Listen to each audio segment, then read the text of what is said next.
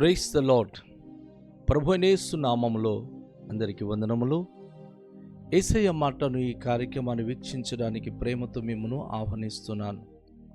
ఈ దినము అపోస్తలుడైన పౌలు కొరింథీయులకు రాసిన మొదటి పత్రిక 1వ అధ్యాయము 18వ వచనం నుండి 25 వచనాల వరకు ధ్యానించుకుందాం. సిలువను గూర్చిన వార్త నశించుచున్న వారికి వెరితనము గాని రక్షింపబడుచున్న మనకు దేవుని శక్తి. ఇందు విషయమై జ్ఞానుల జ్ఞానమును నాశనము చేతును, వివేకుల వివేకమును శూన్యపరుతును అని వ్రాయబడి ఉన్నది. జ్ఞాని ఏమాయను, శాస్త్రి ఏమాయను, ఈ లోకపు తర్కవాది ఏమాయను, ఈ లోక జ్ఞానమును దేవుడు వెరితనముగా చేసి ఉన్నాడు కదా. దేవుని జ్ఞానానుసారముగా లోకము తన జ్ఞానము చేత దేవునిని ఎరుగకుండినందున సువార్త ప్రకటనయన్ను వెర్రితనము చేత నమ్మువారికిని రక్షించుట దేవుని దయాపూర్వక సంకల్పమాయెను. యూదులు సూచక క్రియలు చేయుమని అడుగుచున్నారు, గ్రీసు దేశస్థులు జ్ఞానము వెదుగుచున్నారు. అయితే మేము సిలువ వేయబడిన క్రీస్తును ప్రకటించుచున్నాము.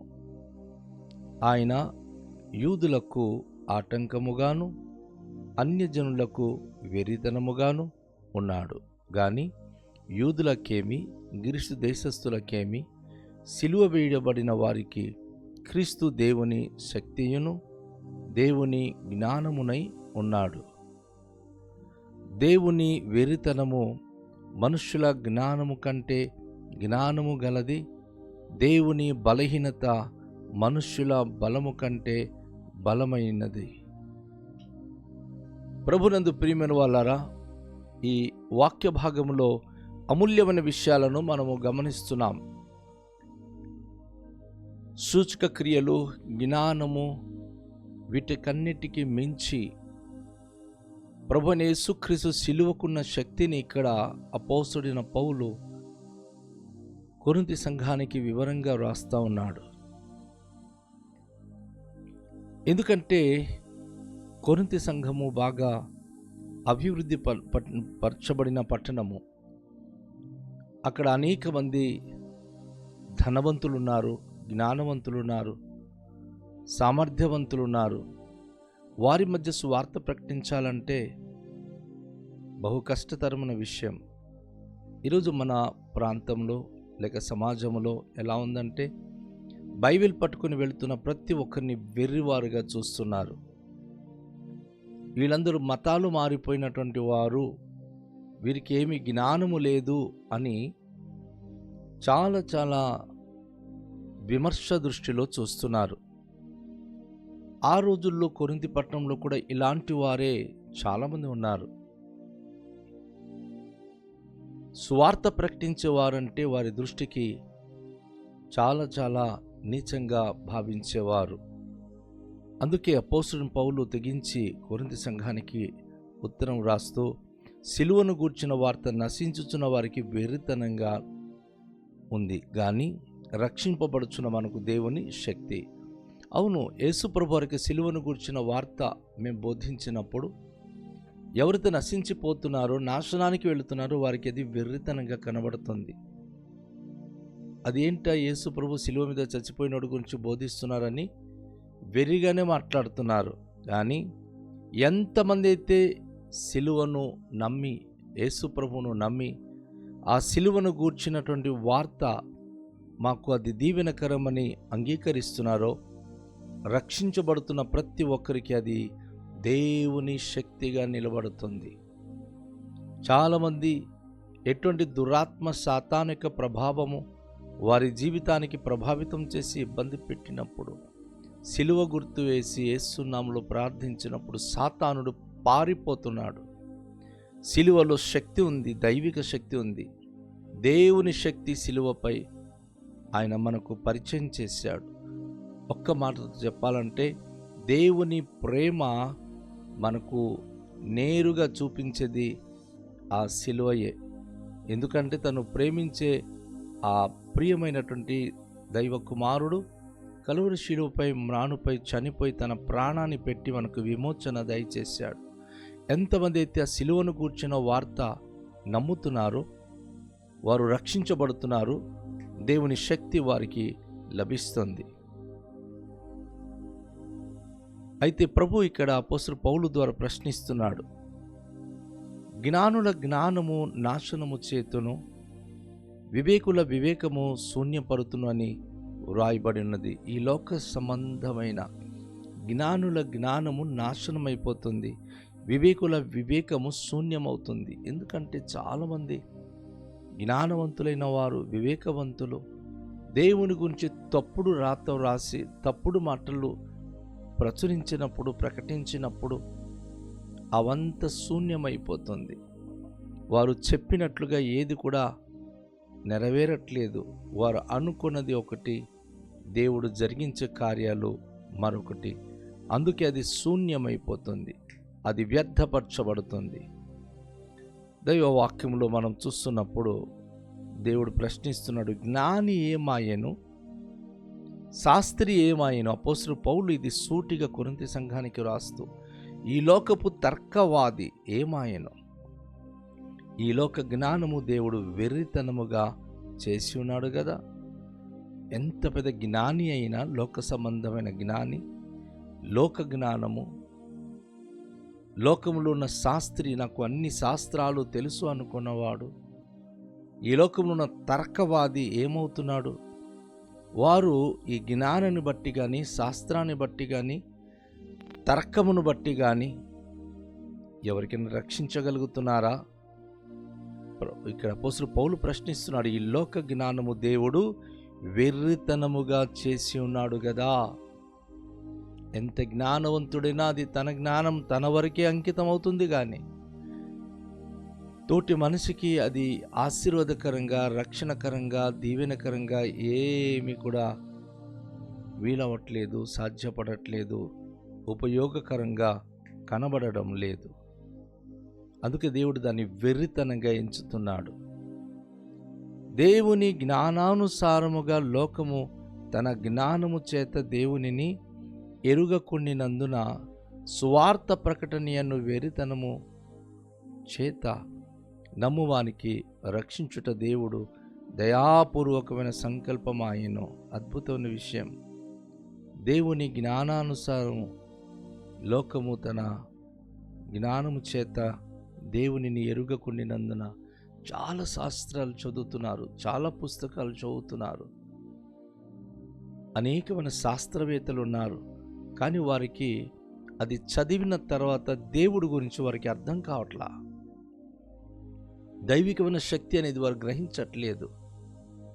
కాబట్టి సువార్త ప్రకటన యందు వెర్రితనము చేత ఈరోజు లోకంలో యేసు ప్రభువును నమ్మిన వారికి ఎందరైతే వెర్రివారనుకుంటున్నారో, దెయ్యాలు వెళ్ళగొడుతున్నారు వాళ్ళు, రోగులను బాగు చేస్తున్నారు వాళ్ళు, ఎవరికైతే వెర్రివాళ్ళనుకుంటున్నారు వారు అనేక ఆత్మలను రక్షిస్తున్నారు, త్రాగుబోతులను మారుస్తున్నారు, భయంకర మరణకరమైన వ్యాధిలో ఉన్న వారికి బాగు చేస్తున్నారు. ఎందుకు? వారు నమ్మినటువంటి యేసు ప్రభు సంరక్షకుడు. ఆయన సంకల్పం అందరూ రక్షించబడాలి అని, అందరూ తన దయా సంకల్పం బట్టి రక్షించబడాలి. అయితే ఇక్కడ యూదులు సూచక క్రియలు అడుగుతున్నారు, గ్రీసు దేశస్థులు జ్ఞానము వెతుకుచున్నారు. యూదులకి సూచక క్రియలు కావాలి. దేవుడు నిజంగా దేవుడు ఉన్నాడంటే కార్యాలు చేయండి అంటారు. గ్రీసు దేశస్థులు జ్ఞానానికి సంబంధించిన బోధ వారికి కావాలనుకుంటున్నారు. అయితే దేవుని యొక్క వాక్యం మనకు బోధిస్తుంది, యూదులకు సూచక క్రియలు కానీ, గ్రీసు దేశస్థులకు జ్ఞానము వెదిగినప్పుడు కానీ అపోస్తలుడు పౌలు అంటున్నాడు, మేమైతే ఆ రెండిటికి జవాబుగా సిలువ వేయబడిన క్రీస్తును మాత్రమే ప్రకటిస్తున్నాం. ఎందుకు అంటే సకల బుద్ధి జ్ఞానముల సర్వ సంపదములు ఆయనలో అనగా యేసులో గుప్తమై ఉన్నది. ఆయన కలువరి శిలువలో చనిపోయి ప్రతి ఒక్కరికి కూడాను ఆయన ఆశీర్వదించి ఒక నూతన అనుభూతి ఇవ్వడానికి వచ్చి ఉన్నాడు. రక్షణ ప్రణాళిక తన శిలువ మరణం ద్వారా ఆయన ప్రజలకు అనుగ్రహించున్నాడు. కనుక మేము శిలువ వేయబడిన క్రీస్తును మాత్రమే ప్రకటిస్తున్నాము. జ్ఞానము బోధించట్లేదు, సూచక క్రియలు చేయడానికి రావట్లేదు. కానీ దేవుని వాక్యం విన్నట్టు వారిలో సూచక క్రియలు కనబడుతుంది, దేవుని గురించిన జ్ఞానం లభిస్తుంది. అందుకే అపొస్తలుడు పౌలు అంటాడు, ఆయన యూదులకు ఆటంకముగాను అన్యజనులకు వెర్రితనముగాను ఉన్నాడు. నిజమే, యూదులకు ఆయన ఆటంకంగా ఉన్నాడు. ఇతను ఏంటి దేవుని కుమారుడని చెప్పుకుంటున్నాడు, చచ్చిపోయినడికి లేపుతున్నాడు, ఎన్నెన్నో కార్యక్రమాలు చేస్తున్నాడు, ఇవన్నీ ఎలా చేస్తున్నాడని వారు అభ్యంతర పడిపోతున్నారు, నమ్మట్లా. అన్ని జనులకు అయితే వెర్రితనంగా ఆయన ఉన్నాడు. ఎందుకంటే వారికి అంతు చిక్కట్లా. ఇంతమంది ఎందుకు పరిగెత్తి యేసు దగ్గరికి వెళ్ళిపోతున్నారు? ఈ అన్యజనులందరూ కూడా ఆశ్చర్యపడుతున్నారు, అది ఏముంది ఆ యేసు ప్రభులో, ఎందుకు ఇంతమంది నమ్ముకుంటున్నారు అని పిచ్చెక్కిపోతున్నారు. వారు వెర్రివాళ్ళుగా మారిపోతున్నారు. కానీ యూదులకేమి గ్రీసు దేశస్థులకేమి పిలువబడిన వారికి క్రీస్తు దేవుని శక్తియును దేవుని జ్ఞానమునై ఉన్నాడు. ప్రియ సోదరి, నా ప్రియ సహోదరుడు, ఉదయకాశమంలో నువ్వు వింటున్న యేసయ్య మాట అది దేవుని శక్తికి సూచిస్తుంది, దేవుని గురించిన జ్ఞానము నీకు కలిగిస్తుంది. అది యూదులే కానీ గ్రీసు దేశస్థులే కానీ ఎవరు కానివ్వండి, ఎంతమంది అయితే దేవుని చేత పిలువబడుతున్నారో, ఎంతమంది అయితే ఆయన పిలుపుకు లోబడి జీవిస్తున్నారో, అట్టి వారందరికీ ఆయన దైవిక శక్తిని ఇస్తున్నాడు. దేవుని గురించిన జ్ఞానముతో వారికి నింపుతున్నాడు. ఇది ఒక అద్భుతమైన అనుభూతి అని మనము గ్రహించాలి. దేవుని వెర్రితనము మనుషుల జ్ఞానము కంటే జ్ఞానము గలది, దేవుని బలహీనతలు మనుషుల బలహీనత కంటే బలమైనది. ఈ రెండు పదాలు అపోస్తలుడైన పౌలు చాలా చాలా కాంప్లికేట్గా మాట్లాడుతున్నాడు. దేవుడు వెర్రివాడా? కాదు. కానీ ఏదైతే దేవుడికి తెలియదు అనుకుంటున్నామో, సర్వస్వం దేవునికి తెలుసు. ఇది దేవుడు ఎలా చేస్తాడు అని తన గురించి వెర్రిగా మాట్లాడుతున్న వారు, అవును, మనుషుల జ్ఞానం కంటే దేవుని జ్ఞానము చాలా గొప్పది. శూన్యములు సమస్తము కలుగ చేసిన దేవుడు.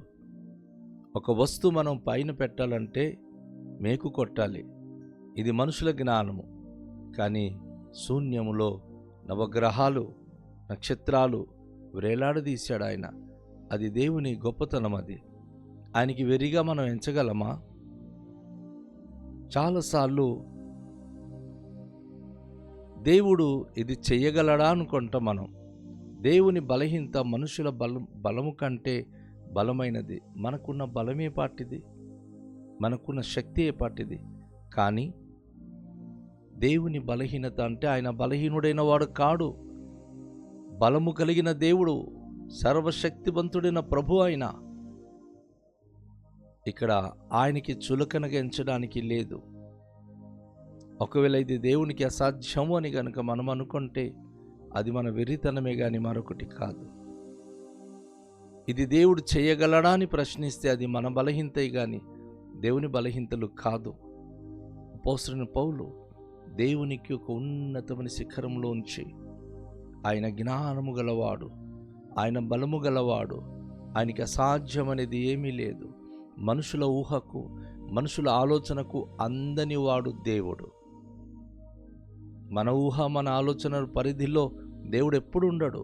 అందుకే దేవుడు జ్ఞానము గలవాడు, దేవుడు బలవంతుడు అని చెప్పి ఈ వాక్య భాగం ద్వారా మనము నేర్చుకుంటున్నాం. దేవుని యొక్క అద్భుతమైన మహిమ గురించి అపోస్తలుడు పౌలు తెలియజేస్తున్నాడు.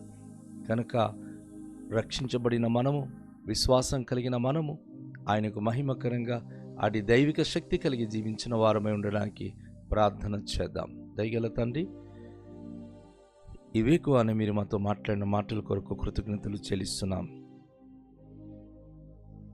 సిలువను గుర్చిన వార్త రక్షించబడుతున్న మాకు దేవుని శక్తి దేవుని జ్ఞానము, దేవుని బలమును మాకు అందిస్తుంది. మీకు వందనాలు.